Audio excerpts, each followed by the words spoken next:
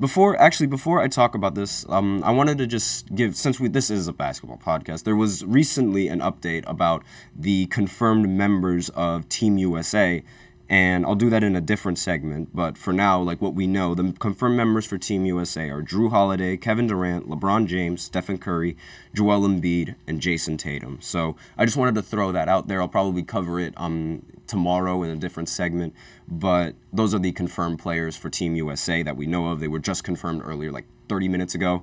So just wanted to point that out there. And also March Madness is coming. So usually like on this podcast I talk about like NBA basketball, but I'm definitely going to talk about March Madness and all the games that will go down then, because it's March Madness. How could I not talk about it? But let's go ahead and let's talk about how the NBA is officially reviewing whether the game is being tilted a little bit too far on like the offensive side of the ball. And now most casuals of the NBA, they believe that this is already true. That the game is while the game, yes, is completely different from what it was back in the 80s and like the 90s. It's much more offensive heavy now. And if you're a casual, it's very easy to notice that it's much more offensive heavy this year. And it's like, if it feels as if like this has been long overdue. And it's sort of as if like they should have done this like a long time ago.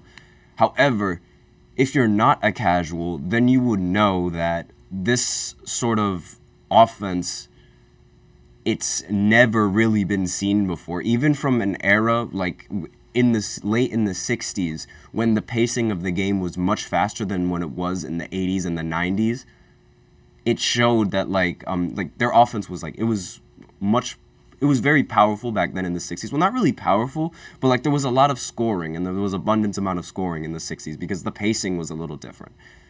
And in the NBA now, like the pacing is like similarly like just as fast as it would have been back then. And if you're a casual, you wouldn't really know why the offense is like powerful and like why it's much more potent now.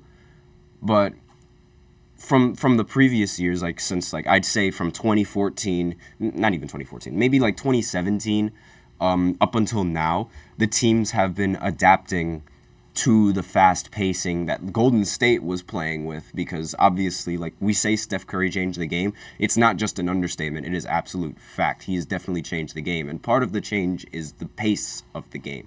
And that was the reason why offenses weren't really the same weren't as scoring as much back in the 90s and back in the 80s. And that's something that not many people understand. Like, yes, the three-point shot is part of it. Like, the rise of the three-point shot is part of it.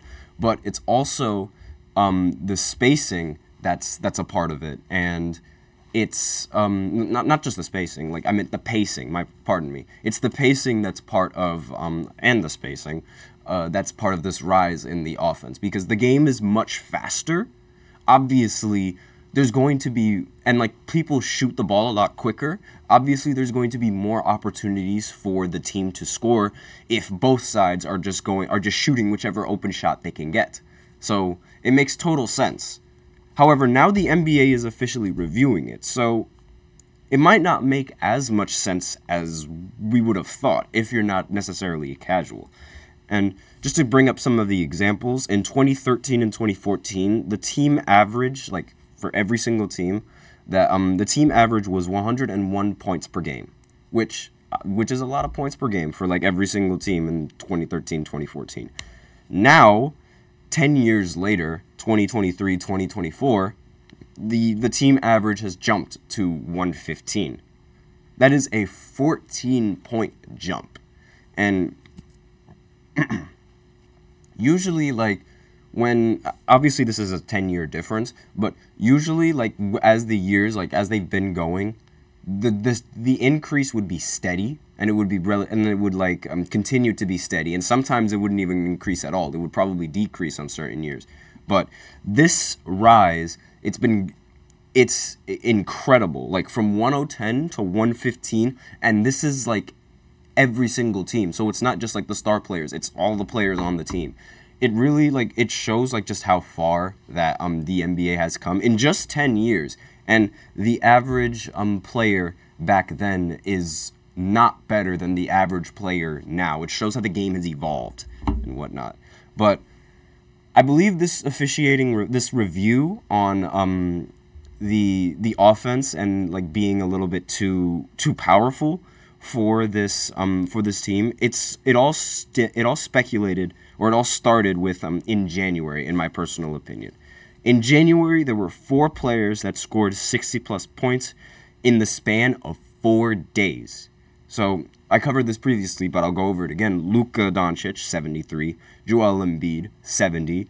Karl Anthony Towns, 62, ended up losing. And Devin Booker, 62, also ended up losing.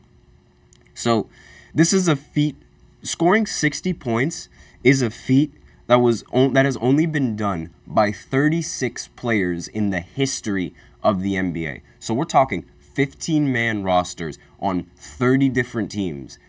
And for 75 plus years of basketball, and you can only pick 36 of those players that have scored 60 plus points.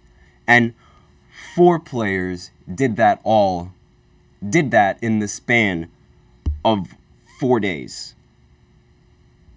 Like, that is insane. And this isn't the first time that we've seen, like, some insane things happen. And, like, last year we saw Damian Lillard and Donovan Mitchell score 70 points in their respective games, 70 plus points in their respective games. And that was the first time in NBA history that there were 2 players in the same season that scored 70 plus points.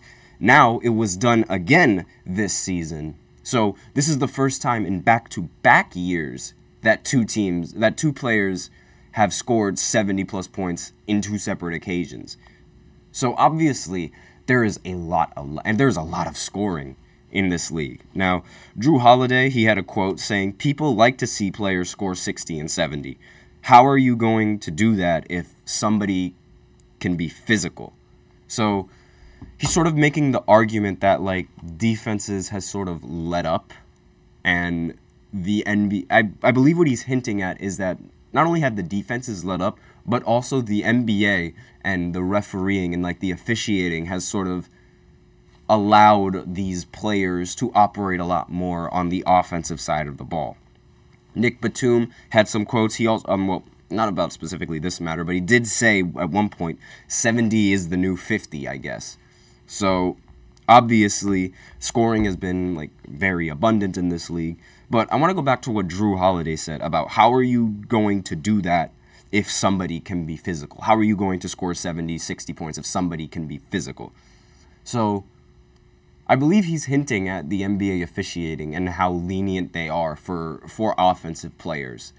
And what I mean by that is, like, I don't want to completely, like, talk down on, like, the NBA and their officiating, but it seems that a lot of the calls that are put in the game and, like, a lot of the foul calls that you see, they're much more in favor of the offense than it is to the defense. And what I mean by that is most of the time whenever a star player goes up in the paint, they tend to over-exaggerate the kind of contact that's actually being given to them. And Joel Embiid is a perfect example of this. I'll just use Embiid as, like, the general example since he did score 70 points. So I'll just use him as an example. So defenses, they have to play Embiid much more passively than they would normally in, like, a pickup game, I guess you could say. Usually in a pickup game, players would press up and they would try to bother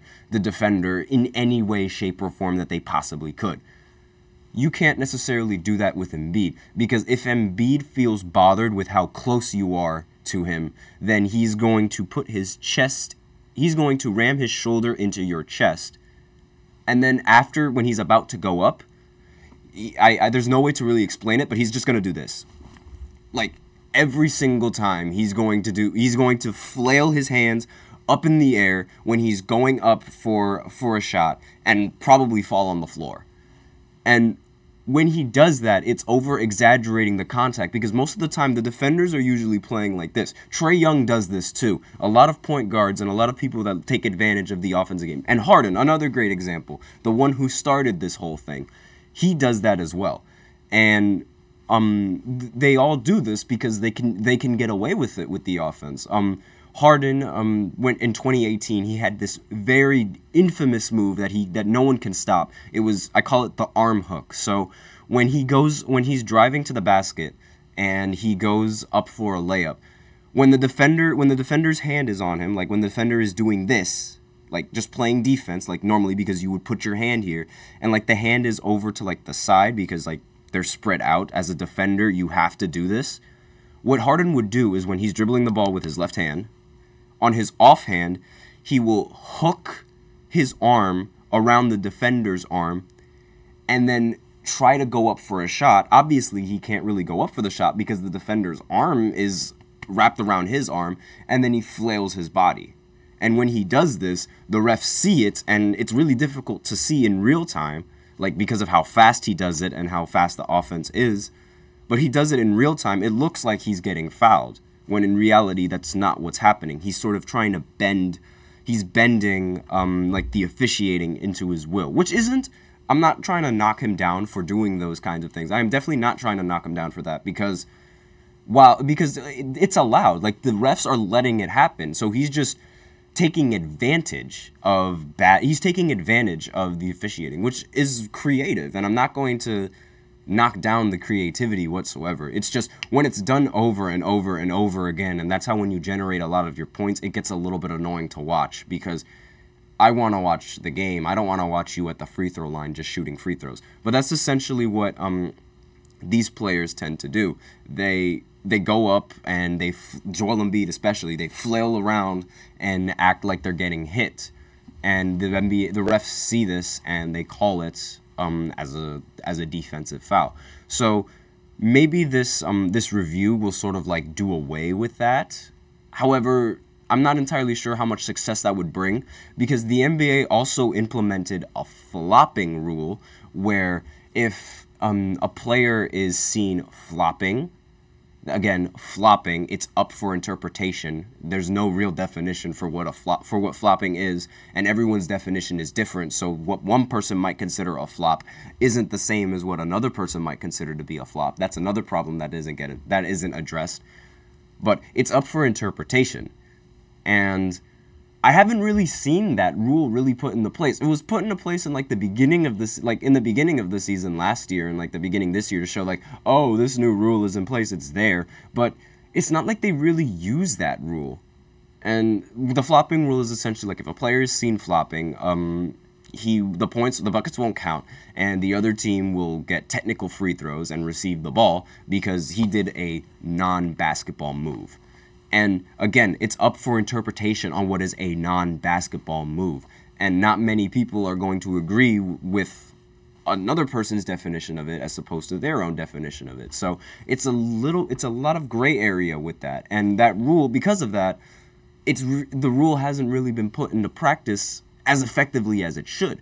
Because, in my opinion, I feel like Embiid should have been hit with the flopping rule several times, but he hasn't in any of the games that I've watched. But with that, we are out of time for our first segment, so we are going to go into the second segment where I talk about Damian Lillard and his comments on the Bucks and where he feels like the Bucks should be in this season. And stay tuned after this short break.